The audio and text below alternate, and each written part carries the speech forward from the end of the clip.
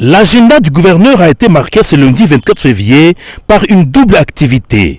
Tôt dans la matinée, Carly Nzanzu Kasivita a prêché par l'exemple en payant ses taxes et impôts au cours de la cérémonie du lancement de la 7e édition de la semaine fiscale. Accompagnée de membres de son gouvernement et plusieurs cadres politico-administratifs, la séance est pédagogique pour que tous les contribuables, au même titre, donnent des moyens à l'État en vue de faire sa politique pour le développement. Où va l'argent des contribuables? Des preuves palpables et visibles sont là. Au Nord Kivu, Carly Nzanzu Kasivita a eu à le démontrer au cours d'une visite éclair de plus de 5 km à pied.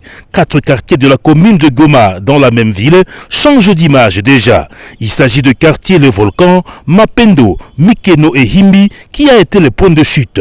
Les travaux exécutés par l'entreprise Sokok, Société congolaise de construction, consistent au pavage des rues avec de pierres volcaniques, la construction des collecteurs et enfin l'asphaltage des avenues. Carly Nzanzu Kasivita revient sur le pourquoi de sa visite. J'ai décidé aujourd'hui de visiter tous les chantiers que le gouvernement provincial est en train de financer à travers la collecte des impôts et taxes, mais aussi l'accompagnement des hommes d'affaires de la province du Nord Kivu, surtout du secteur pétrolier. Nous avons visité des collecteurs parce que nous tenons à l'assainissement de la ville.